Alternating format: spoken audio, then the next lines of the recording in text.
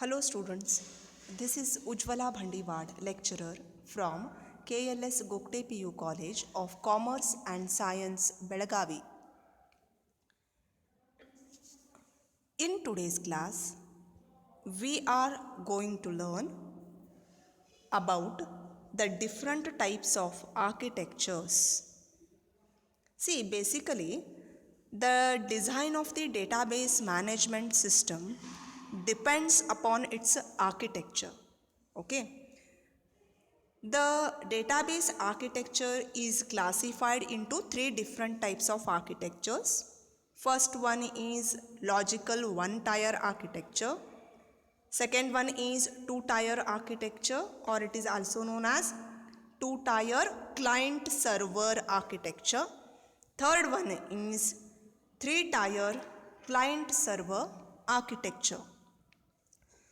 So now we are going to learn one by one what is the one-tier architecture is going to describe about. See, here in one-tier architecture, DBMS is the only entity where the user directly sits on DBMS and uses it. You can see here in the diagram, okay? Any changes done here will be directly done on the DBMS itself. It means that it doesn't provide any tools for the end users. Okay, so you can see here in the diagram there are various computers and there is a file server. User is directly executing with the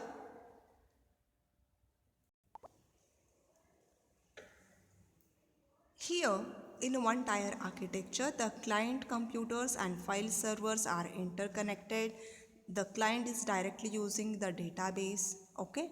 But it doesn't provide any tool for the end users. Next comes the logical two-tier architecture, or it is also known as client-server architecture. It is basically used for the user interface program and application programs. Okay, and because it uses user interface programs, hence it requires one ODBC connection, you can say. ODBC full form is Open Database Connectivity. It provides an interface which allows the client-side program to access the DBMS. Means, see here students, in the diagram you can see there are various different client applications and the data is stored in another side. So the client application want to access the database, then directly it cannot access. It is done through an ODBC, means it is an interface through which the client will access the database. Next comes the three-tier client-server architecture. It is basically used for web application. You can see here students, okay? It is basically used for web applications. It basically has three important layers which we have named it as a tier, okay? So first layer is database tier, means here only database will be stored. You can see here there are three different layers are there. One is database, second is application, and third one is presentation. In the database tier, only the database will be stored. Second one is application tier. Here, application server and the program which access the database will be stored. Okay. And third one is the presentation tier. Here, multiple views of the database can be provided by the application. Means what? The views are generated by the applications and which will be residing in this application tier. Okay. So now these three architectures, whether it is a logical one-tier, two-tier or three-tier, in the examination you have to draw the diagram and you have to give the explanation. It is important students, okay? Next thing is about the data model. See, database model, or you call it as a data model. is an abstract model which describes how the data is represented and it is being used. Okay, it defines the design of the data.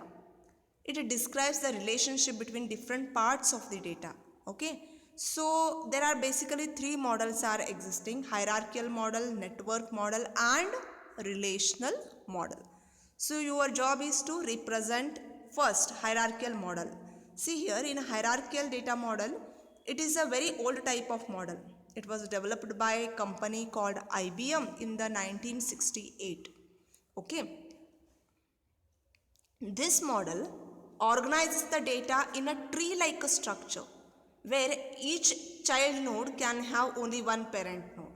Top of the tree structure we call it as a root node. You can give here example. See here, department is a parent node, whereas employee and project, these two are the child nodes, and both of them are having only one parent node, and that is we call it as a root node.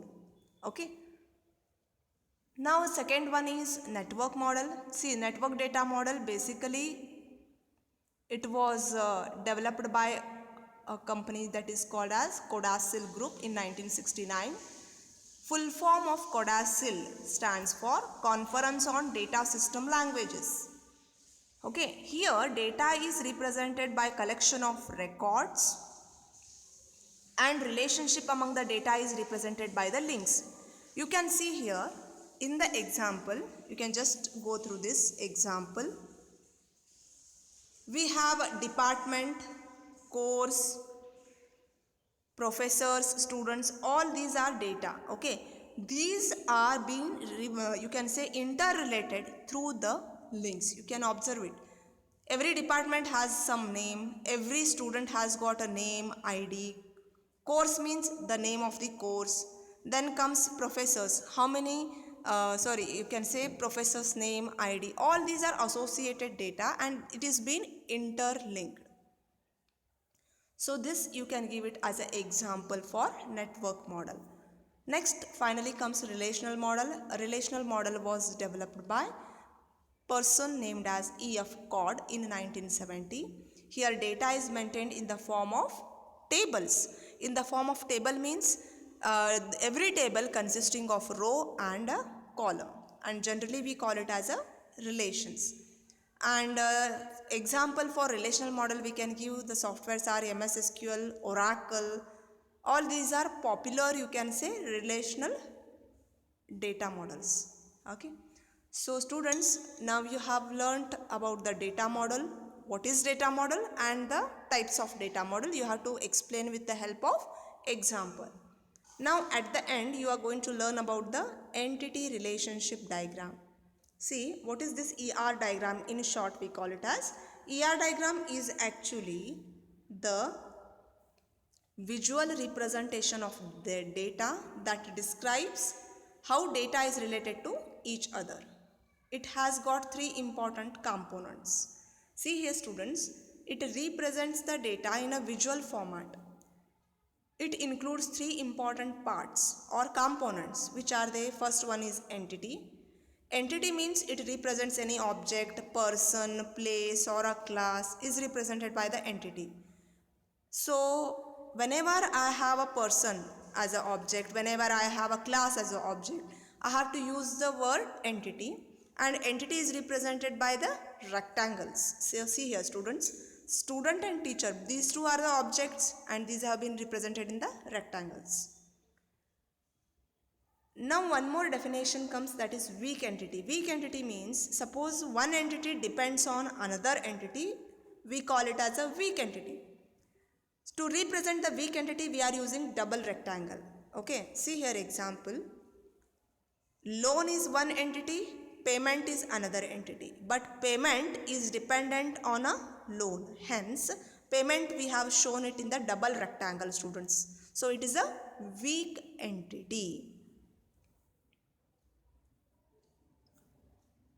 Second component of ER diagram is attribute. See, attribute means it describes the property or characteristic of the entity. For example, I have given person as an object. Then what are the person's characteristics? We call it as an attribute.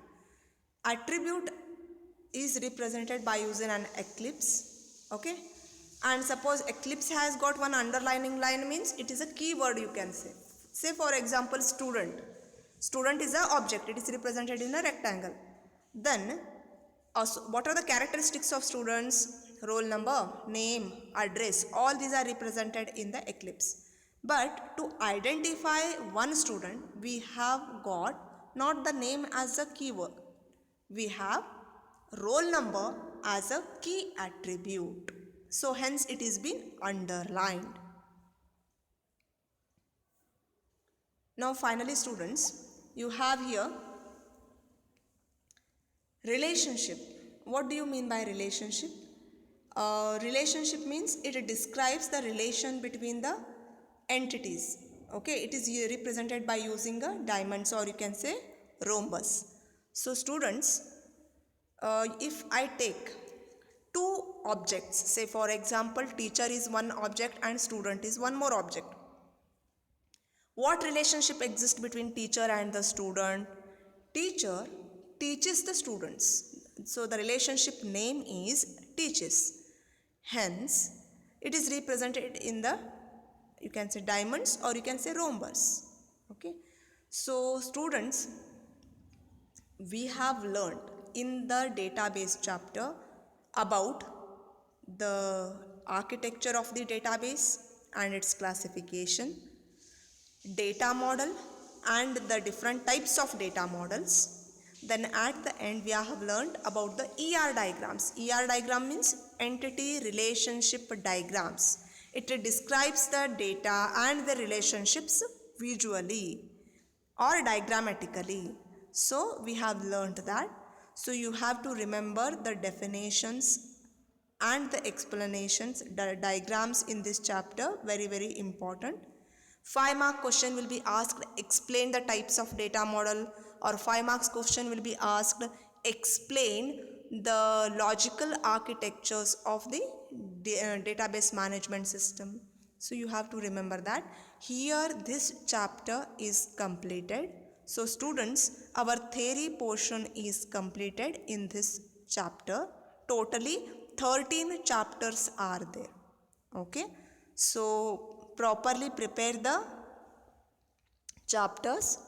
Thank you students.